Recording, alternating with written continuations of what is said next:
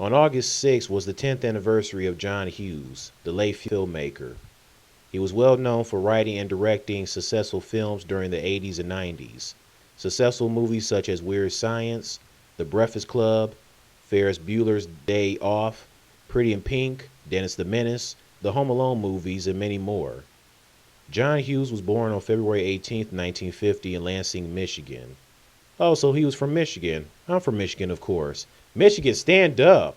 He was a fan of Detroit Red Wings player number 9, Gordie Howe.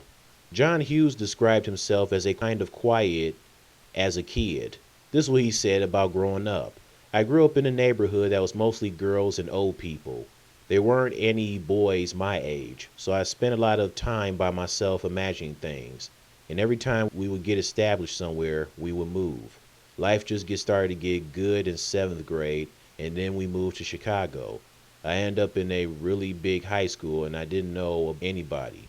But then the Beatles came along and changed my whole life. And then Bob Dylan's Bringing It All Back Home came out and really changed me. Thursday I was one person, and Friday I was another. My heroes were Dylan, John Lennon, and Picasso because they each moved their particular medium forward. And when they got to the point where they were comfortable, they always moved on. John Hughes retired from filmmaking in the mid 90s and moved back to the Chicago area. After leaving the spotlight, he recorded daily observations and other ideas in a collection of over 300 moleskin notebook. So he rarely granted interviews to the media. So he didn't continue doing filmmaking in the 2000s. So it sounds like John Hughes was a private guy. Probably didn't care for the spotlight that much, especially since he really didn't grant a lot of interviews and stayed away from the media as possible. Good for him. On August 5, 2009, John Hughes and his wife Nancy Ludwig flew to New York to visit their son James, also to see their newly born grandson. James said that his father appeared to be in good health that night and the family had plans for the next day.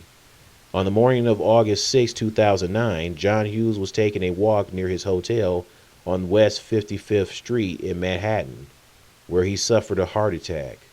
He was rushed to Roosevelt Hospital but was pronounced dead at the age of 59. His funeral was held 5 days later on August 11th in Chicago. He's buried at the Lake Forest Cemetery. Wow, so 5 days later he had his funeral? That was fast. But that was sad. He suffered a heart attack, and he didn't get to enjoy his plans with his family in New York. Also didn't get to know his newly born grandson that long. It sounds like he probably did some smoking when he was younger, and it caught up to him when he and his wife were married for 39 years. He would be 69 if he was still around. He hasn't been talked about much since he died. Maybe it's also due to the fact that he pretty much was away from the spotlight and, didn't grant a lot of interviews and whatnot due to him being a private person. I mean, I don't know why he wouldn't be, talked about much since it's John Hughes. But rest in peace, Mr. John Wilden Hughes Jr. Your legacy will live on.